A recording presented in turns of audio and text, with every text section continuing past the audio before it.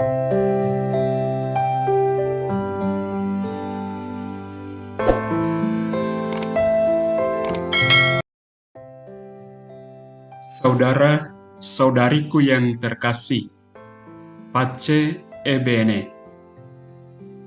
Sapaan kasih Tuhan kepada kita pada hari ini diambil dari Injil Lukas pasal 7 ayat 1 sampai dengan 10.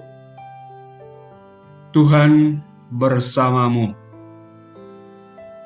Inilah Injil suci menurut Lukas.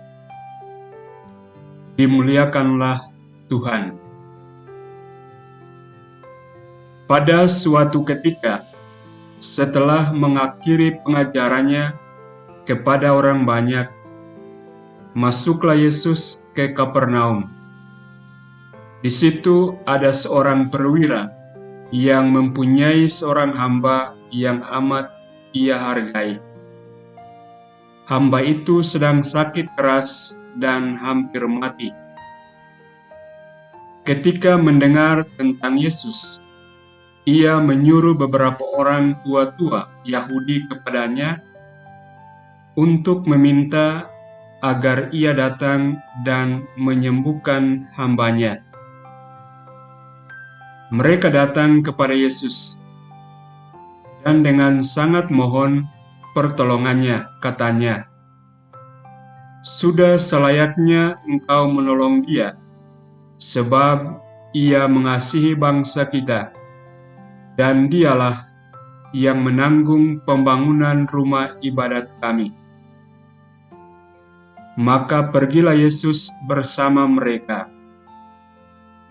Ketika Yesus tidak jauh lagi dari rumahnya, perwira itu menyuruh beberapa sahabatnya untuk mengatakan kepada Yesus, "Tuan, janganlah bersusah-susah, sebab aku merasa tidak layak menerima Tuan dalam rumahku. Sebab itu aku juga merasa tidak pas datang sendiri mendapatkan Tuhan. Tetapi katakanlah sepatah kata saja, maka hambaku itu akan sembuh. Sebab aku pun seorang bawahan, dan di bawahku ada pula prajurit. Jika aku berkata kepada salah seorang, 'Pergi,' maka ia pergi. Atau kepada yang lain, 'Datanglah,' maka ia datang.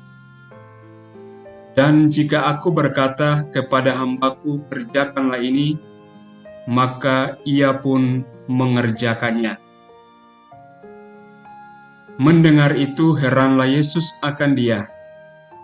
Sambil berpaling kepada orang banyak yang mengikutinya, ia berkata, "Aku berkata kepadamu, di Israel pun iman sebesar itu belum pernah dijumpai." Setelah orang-orang suruhan itu kembali ke rumah, mereka mendapati hamba yang sakit itu sudah sehat kembali. Demikianlah sabda Tuhan. Terpujilah Kristus. Saudara-saudariku, perwira yang dikisahkan dalam Injil pada hari ini mendapat tempat di hati Tuhan dan di hati sesamanya. Ia dicintai oleh sesama dan dipuji oleh Tuhan karena kualitas kepribadiannya.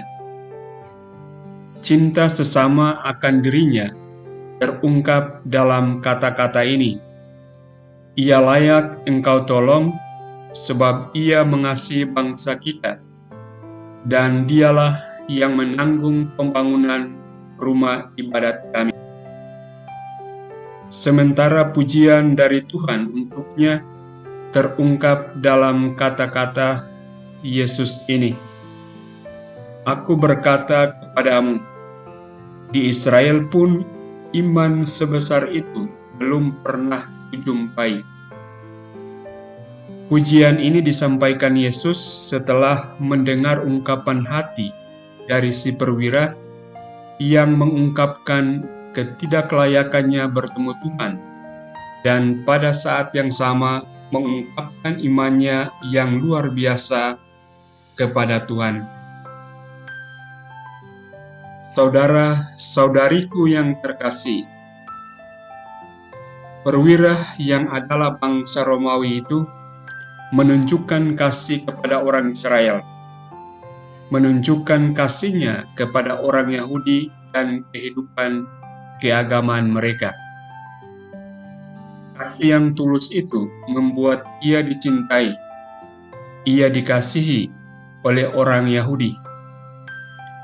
Akibat relasi yang baik itu, kita lihat bahwa apa yang menjadi kesusahan dan kesedihan si perwira akhirnya juga menjadi bagian dari orang Yahudi yang mengenalnya. Kita belajar bahwa kasih harusnya tidak mengenal batas tertentu. Bangsa, agama yang berbeda tidak membatasi kita untuk berbuat baik kepada sesama. Itulah yang dikerjakan oleh si perwira yang kemudian mendapatkan tempat di hati mereka yang dibantunya.